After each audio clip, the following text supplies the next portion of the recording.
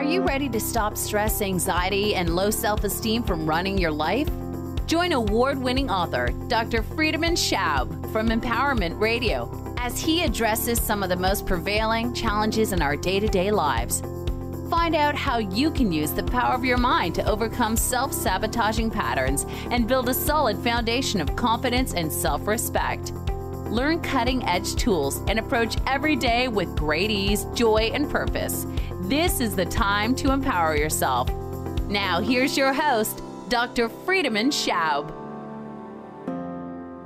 Well, welcome back. Apparently, I was muted, which is really funny because I don't know if anyone heard it, but I was just starting to go into a rant and an onslaught of insult against you because I wanted to make you feel bad by saying you're useless, ugly, fat, nothing's going to help you.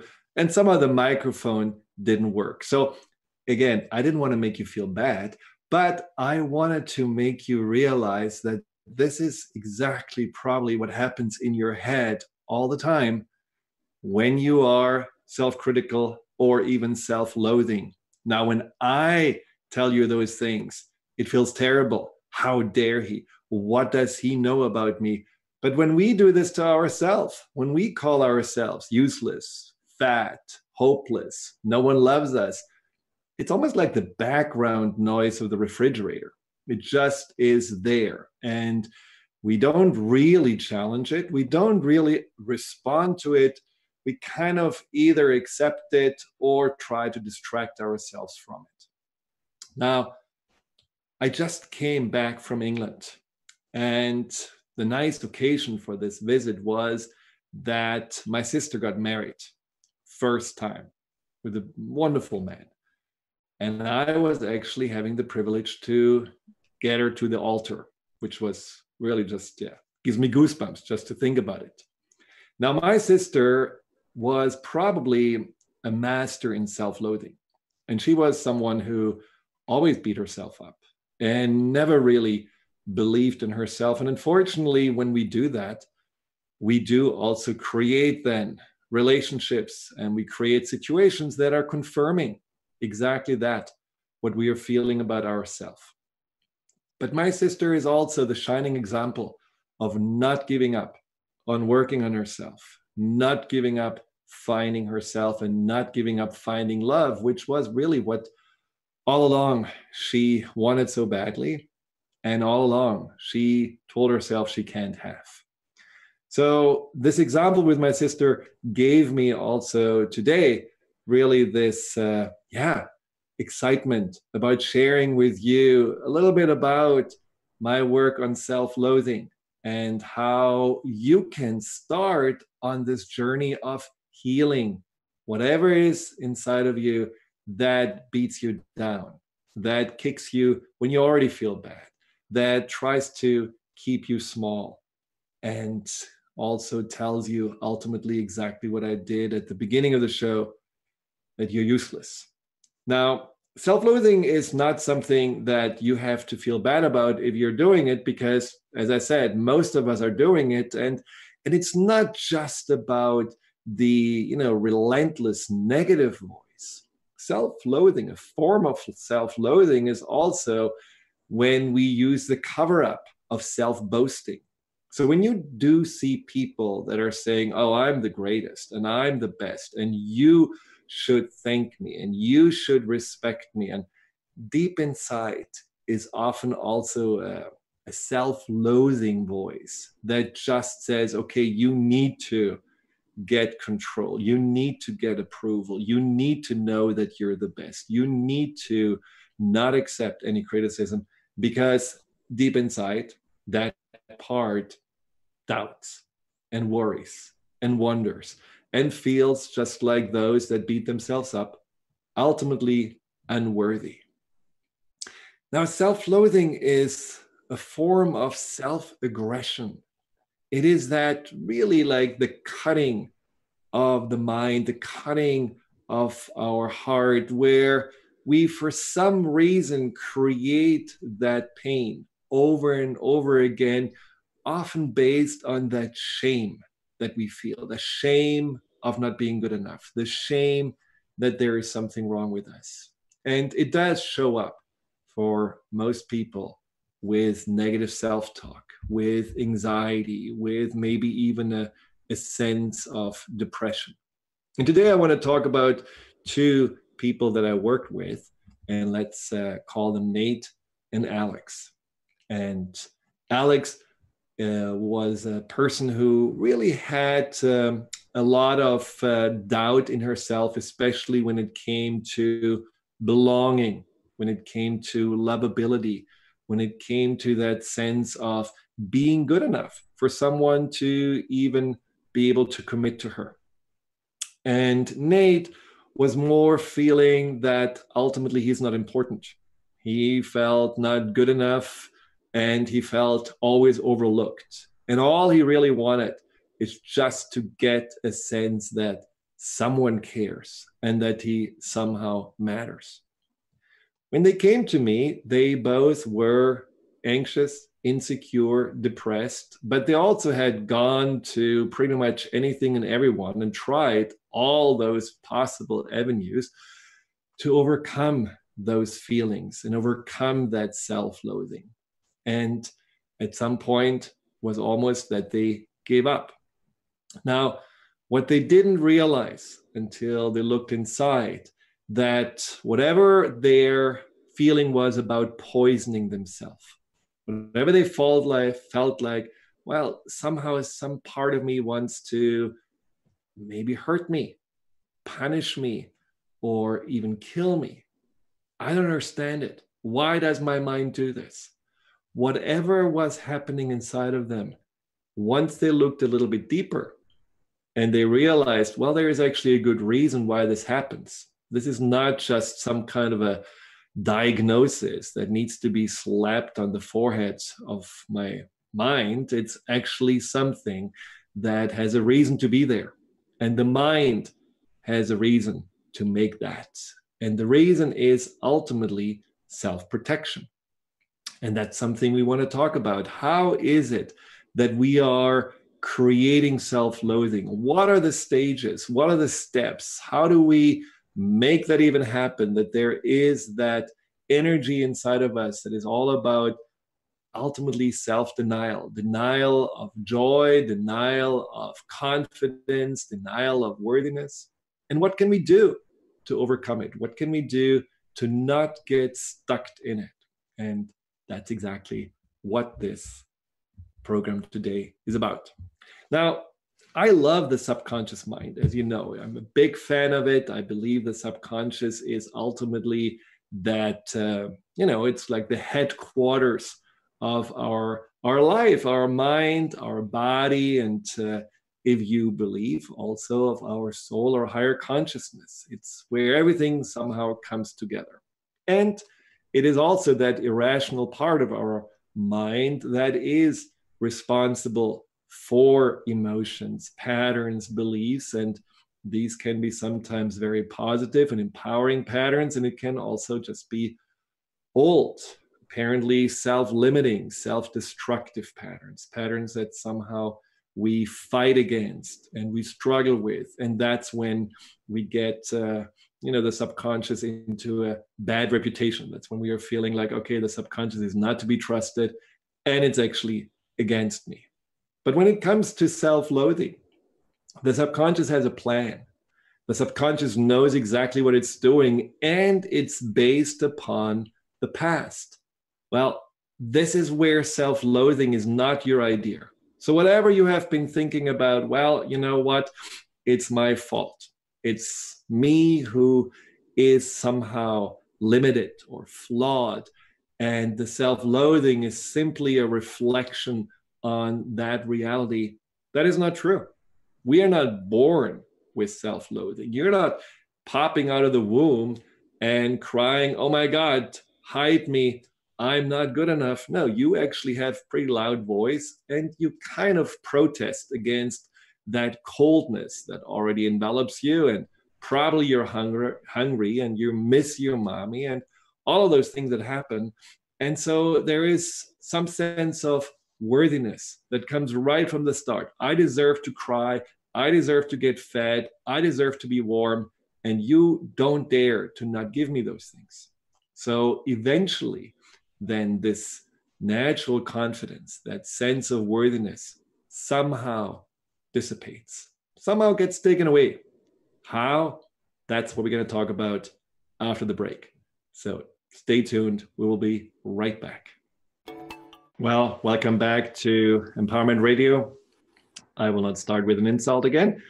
We talked about self-loathing and how and why does the subconscious, our mind, create self-loathing, especially when you think about it, that the subconscious has just two jobs: keeping us safe and making us happy. And you could say, like, well, self-rejection, self-aggression, self-denial, self-loathing is not really making you happy.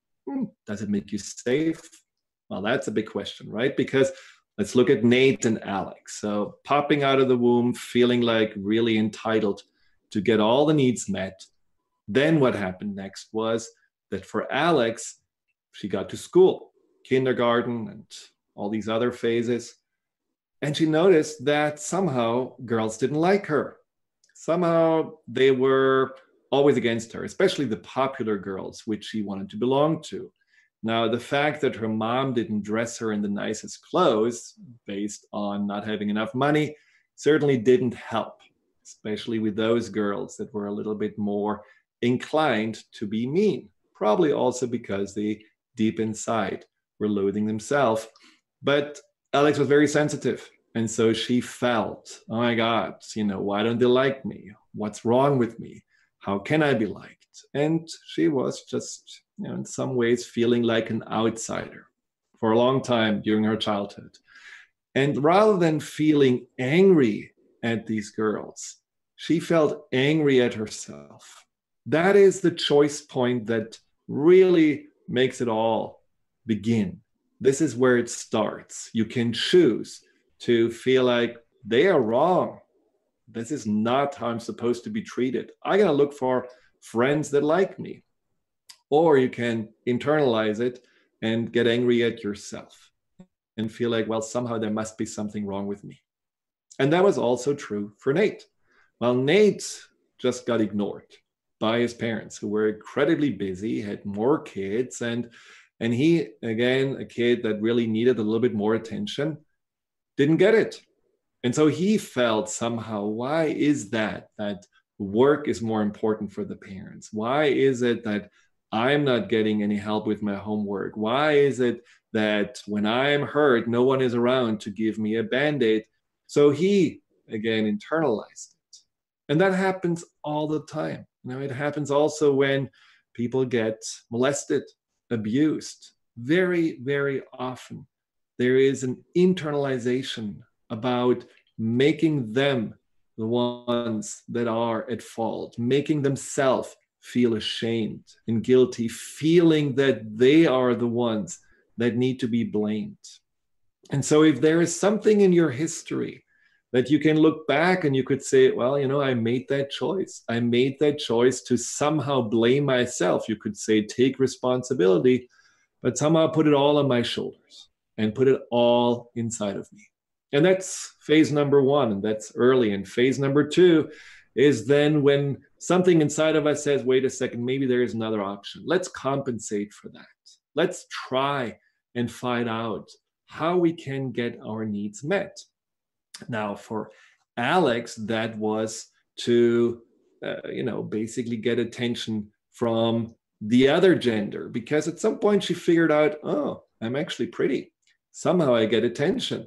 Somehow the boys like me. And then she was focusing on that. She focused on relationships. She focused on being, with boys in order to somehow feel valued and important. Now, unfortunately, her insecurity and her self of not being good enough always somehow came through. And as soon as some boyfriend maybe was cheating on her or losing interest in her, she didn't, again, get mad at that person. She got mad at herself. She felt it was her fault. She wasn't enough. She didn't give that boy what he wanted. And that self-beating, that bashing just continued. And that was even on some level worse for Nate, who figured out that he was smart. And he thought, okay, I need to be a high achiever. I need to have always the best grades. And when he didn't, when he just had a B or a B plus, he literally hit his head against the wall until he was bleeding. It was so bad, that self-rejection, that self-loathing. And these patterns continued into their adulthood. They continued through these trials and tribulations, somehow always adding to the self-loathing because there were these compensatory mechanisms that never worked out. Alex didn't find that consistency and committed love that she wanted. And Nate didn't really succeed the way he thought he should, the way he thought that maybe society is expecting it from him. So the phase 3 then happens, where there's a sense of defeat, a sense of giving up. For Alex, that meant closing in, just losing interest, feeling like, you know what, I don't even try. I don't try to be pretty. I don't try to go out. I don't try to meet anyone. I'm actually just not even leaving the house. And she even avoided to look in the mirror. After all these times of feeling that whatever she tried, she was only proven to not be enough, that was enough for her.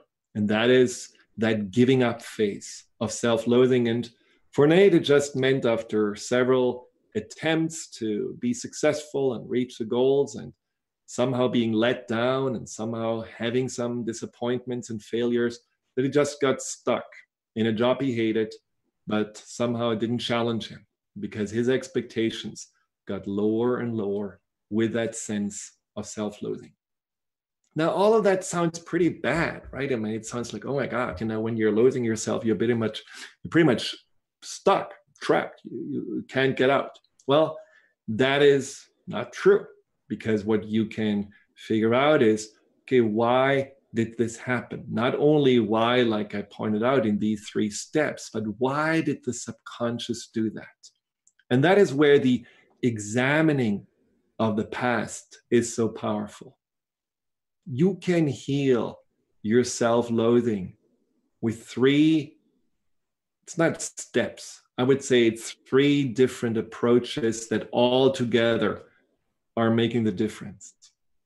One is that you become curious about yourself, curious again about what really happened to me and what else is inside of me, who else can I be, and how else can I think about myself and also the past. And then there is compassion, having compassion for yourself. Someone who really rejects himself usually doesn't have any compassion. They believe they deserve the beating. They believe they deserve the rejection. They believe they deserve the letdown, even from the universe. And that compassion for your own pain, compassion for the pain that was caused to you and that you caused yourself. That is almost like the healing balm, the energy that then also allows you then to do the 3rd thing, which is to be committed to yourself. Because when you're suffering from self-loathing, your commitment to yourself is pretty much nil. What I mean with that is that you're not really committed to becoming better because you're so kind of, stuck, and it's so familiar for you to be in that low place. You're not really committed to your happiness in regards to being flexible to what makes you happy. Like Alex and Nate, they had like this one track that they thought, this is what I need to have. This is what I need to get in order to prove myself that I'm worthy or that I'm lovable, and then I'm going to be happy. Now, when you're committed to your happiness, you're more flexible, you're more open, you're looking for other avenues, and that's exactly what the work with Alex and Nate was all about. Looking at other avenues and looking at other ways to understand and see themselves in a much brighter light. Now, there is a text I got from, by the way, if you have a question, box in Transformation Talk Radio, and then ask a question, or you can also call in, and I will give you the call-in number. It's 1-800-930-2819. Again, 1-800-930-2819. And I'm not beating myself up that I still don't really know this number by heart. But in any case, when you, what the question was Mary. Mary said, I started to hate myself at the age of 11 when an older neighbor boy molested me. I didn't dare to tell anybody because I believed I was dirty and that it was my fault. Why is that still something I'm holding on to? Well, there is, of course, the trauma of the abuse. And there is, of course, also that ensuing belief, the belief not only of not being worthy, not only the belief of not being good enough or being dirty or flawed, but also the belief of not being safe and that no one really cares.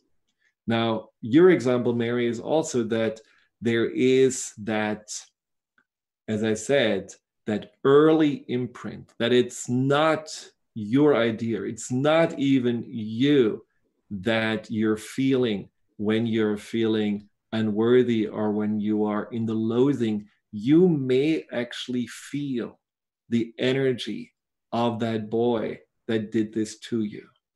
There have been quite interesting psychological studies that found that when you are that, young and open and vulnerable, and you're still trying to figure out, who am I? How is the world really turning? And what am I supposed to be? How can I see myself? That in that openness, we are like little sponges. We are taking on all these energies and all these emotions and everything that we feel, and every action that is taken, every word that is uttered, not even directed at us, but just surrounding us, is considered as if it is something to be taken personal.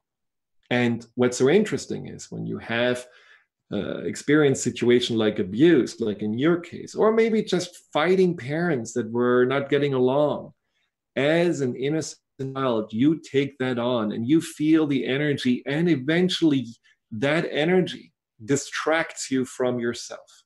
You kind of forget for a moment or for longer who you are, and you are identifying yourself more with what happened to you or what's surrounding you. And that is where we are, implementing and taking on and sponging up those intense emotions and energies that are projected on us, just like abuse.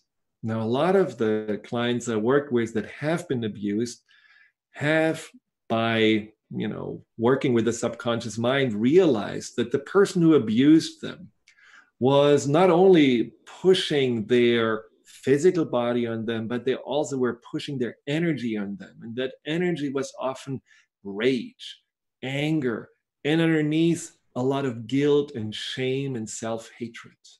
And that self-hatred and that sense of anger was transferred to the victim and was basically taken on by the subconscious mind.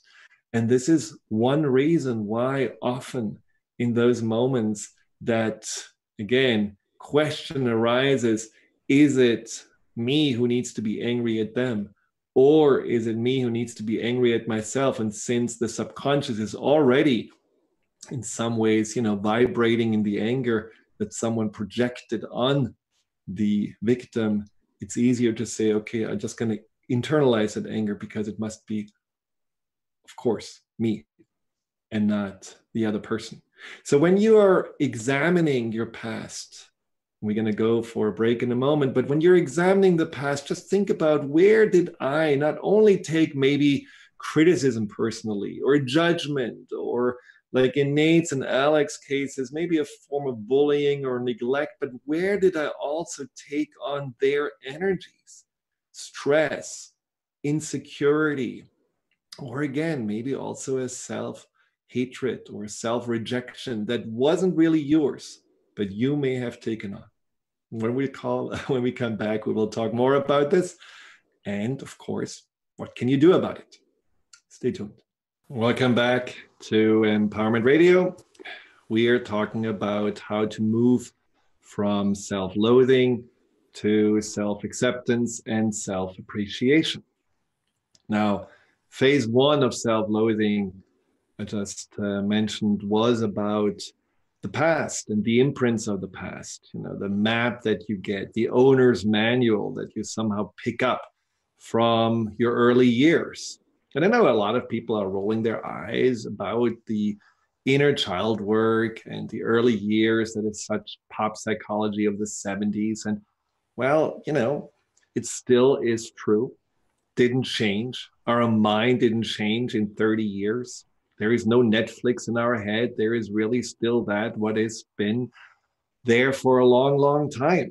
There is a mind that is maybe a little bit more challenged these days because it's so filled to the brim and many times confused about what should I really think and how do I really navigate through these endless possibilities and how can I really see myself in a clear light, because everyone seems to have another opinion about me, and somehow there are so many avenues to pursue and so many ways to be. So our mind is, maybe needing a little bit more attention than in the past. But the point is, when you are in your early years getting those imprints, just like you in your early years learn how to walk, to talk, to eat, to wipe your butt, that is basically the same thing, that the early years make a huge difference in how you pursue your life and how you see yourself. So if you had these early imprints where maybe your parents told you something about you through criticism, which is a lie. My parents told me many lies, and some of the lies they told me is that I'm so tall because I was watching so much TV. Or, my mom always said, every time you touch something in a store, a kitten dies. There are a lot of lies parents tell you. And there are lies that they tell you about yourself by telling you things that are just meant to maybe motivate you, or maybe to reprimand you, or get you on the straight and narrow. But those lies have had impacts, and those impacts are then those impacts that you now still are dealing with negative self-talk. Self-loathing wouldn't exist without negative self-talk, without that, what some people call monkey mind, that part inside of you that just is turning and turning and turning. And what do you do with it? Do you really have to just ignore it, shoot it, get rid of it? Or is there something that may just want your attention? And I think that's something where we have to go through that rewriting of our story, rewriting of our owner manual, rewriting of that, what has been distorted, like the funny mirror in a fair, where you just go there and you don't see yourself really who you are. You see yourself still through those eyes of the past. So what I suggest for you through this just curiosity is to go inside and think about, well, the voice that I'm hearing, that negative voice, and the things it's focusing on, maybe your looks, your smarts, whether you're fitting in, whether you can be successful, whether you're lovable, whatever it is. When you think about that voice, what does it sound like? Does it sound like maybe someone that told you those things? Or does it sound like that maybe this voice could be from a part of you that felt like this for a long, long time? And if that's the case, you can ask yourself, how old is that voice probably? How old is that voice that tells me all of those things that really make me feel down, or make me still try to compensate for my obvious shortcomings? What age could that be? 5, 7, 10? And then comes the compassion.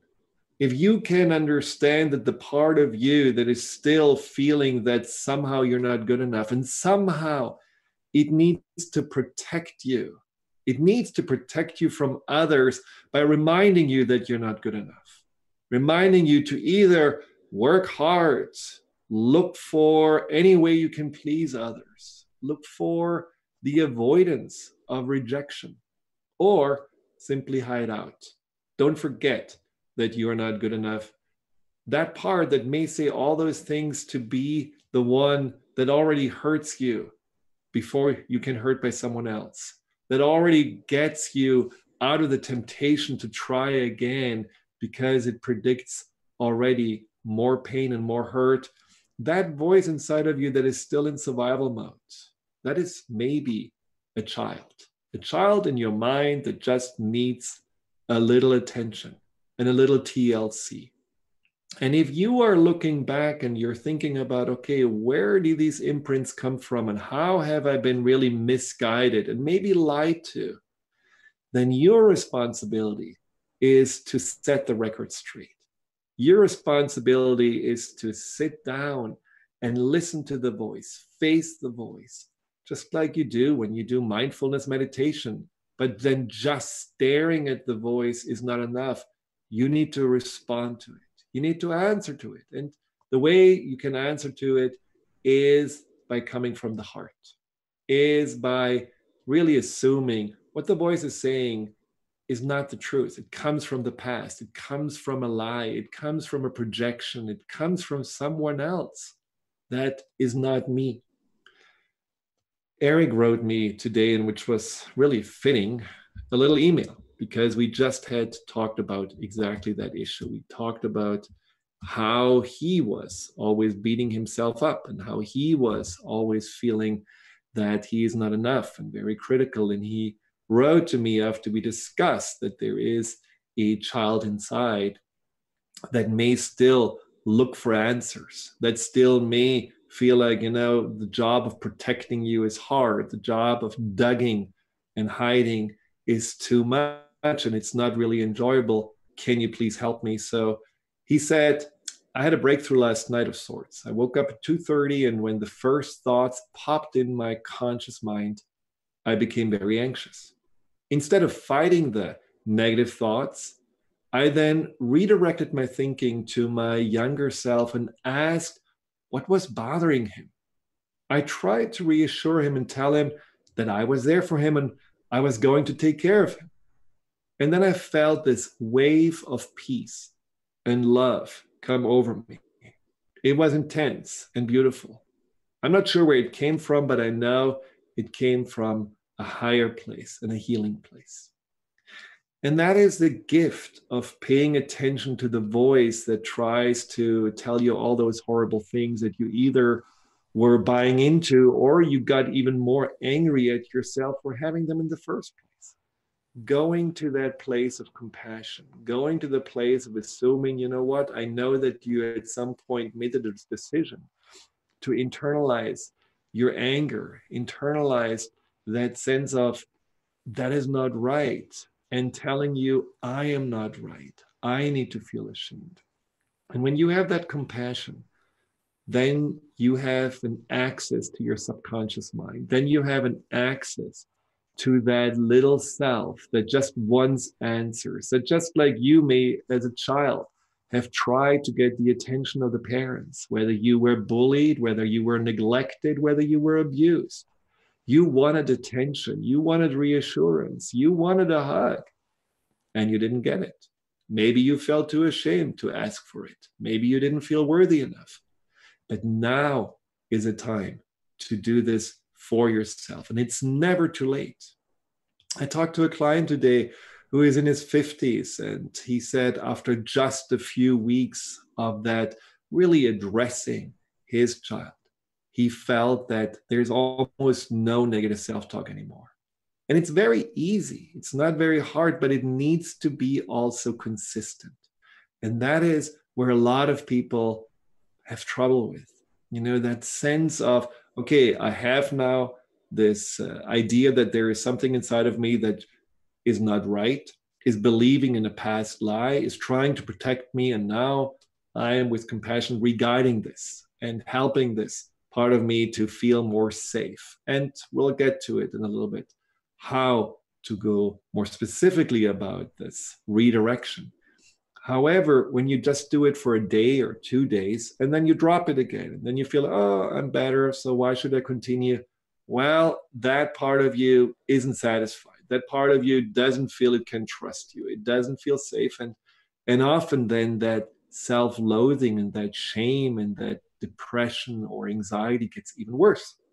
So there is a need to also spend some time, 4, 5, 6 weeks or a month with a part of you that never really felt it belonged or it was important to anyone. And you can help that part of you to feel this way.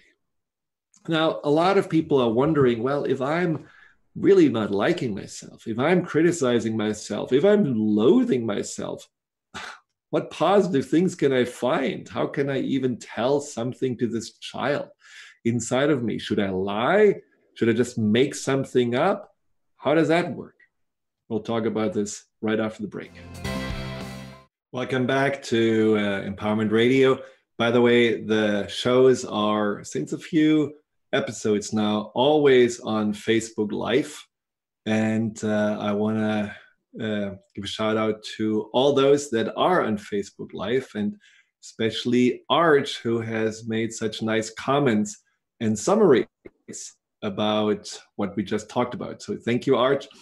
We talked about that self-loathing is not inherently bad, and it's not your idea. It's often a reaction to something that happened. And also that there is, when it comes to self-loathing, a very protective nature to it. And that this part of us that ultimately, since early on, wants to protect us, needs you to step up and take on that role of being the guide, protector, and the one that sets the record straight, that expresses really clearly, this is how I want to see myself. And before the break, I asked, so how do we do this, especially when we have only negative thoughts? How can I give whatever part inside of me wants to feel better and see things maybe more in a positive light? How can I give this part of me advice if I don't have it? Well, this is where the curiosity comes in again. Now, what you do know is when you examine the past, that you don't need to remain in those patterns of the child, and you don't need to any longer be protected by an inner child. You can take on that role much better than that part of you. What you also know is that there is probably much more to you than you have given yourself really credit or time or energy to look for, and that it's time for you to take your power back, to no longer be in the shadow of the past and to whatever people did to you or put upon you, but that you want to be free of that. And that you want to, with that curiosity, go on the adventure to find out what else is there. What were the lies and what is really the truth of who I am? And that's all you need to really know at the beginning. Little self, you're safe. And together we're going to figure out what else is there. Who else are we? And that is where examining your values is so powerful. You know, back to Nate and Alex, Alex thought basically her, purpose in life is to find love and to be with, boyfriends and please them and make them happy. And that really didn't make her happy. And that created only more of that self-loathing. And through remembering a little bit more of what happened way back when she wasn't interested in boys, what was she really interested in? Who was she at that time? What is her innocent truth? She remembered that she always wanted to make a difference in the world. And that there was always a curiosity about God, the universe, spirituality. And when she remembered that, something shifted inside of her. And she realized, no, I don't identify myself any longer with some guys and how they treat me. I am identifying myself with something deeper inside, something like a purpose or a mission or some gifts that I really want to share here with the world. And that opened up a whole new avenue for her. And from that point on, she was able to see more and more her talent. She was able to appreciate herself more. And she was also finding a whole new zest for life. Now, for Nate, it was the opposite. He always thought that he needs to be successful, makes money, and have all these wonderful status symbols that would make him finally be someone who is respected and seen. And he realized what he really wants is just a family. What he really wants is love. What he really wants is just sharing with someone the adventure of life. And that shifted everything. That is when he was focusing more on finding love and relationships and less on making more money or advancing in the career. And it brought him a greater sense of fulfillment. So just look at your values. Maybe you have been feeling like, well, I should fit in, but what you really want is freedom. Maybe you had that feeling of that, how other people see you is the most important thing, and feeling that you maybe are, appreciated, or that you have a sense of belonging to the tribe, but your highest value is actually your creativity and your uniqueness. Maybe you always felt like, well, I just want to, be creative, but I want to be seen for my craft. But then you realize, what I really want is teaching others what it is, what I'm doing, and not necessarily be the one that is in the spotlight. There are, as I said before, that the curiosity, the flexibility of finding out more about who you are. And for me, it certainly, as I mentioned before in shows, it was freedom. It was the realization, yes, I can go for career like I was told I have to. Yes, I can become a professor, and maybe that's going to make me happy, but it didn't. And so I was looking for freedom. I was looking for that, what is really my purpose in regards to making a difference in this world. And that was not the academic career that I started a long time ago, but it was much more now talking with you on the radio and helping clients and writing books and things like that that is much more in my heart. And so that is something where you then also are rewriting this owner's manual. And the other part of it is also for you to take more attention to what you're good at. Be more aware of your gifts and talents. Be more willing to praise yourself or take praise in. No matter how much you have been loathing yourself, every day you have reasons to feel good about yourself. Maybe because people actually tell you, give you a compliment or show you that they appreciate what you're doing, who you are, and you just have been deflecting it, ignoring it, deleting it. So also be aware of that your environment actually may reflect back to you a whole different image of what you have been telling yourself.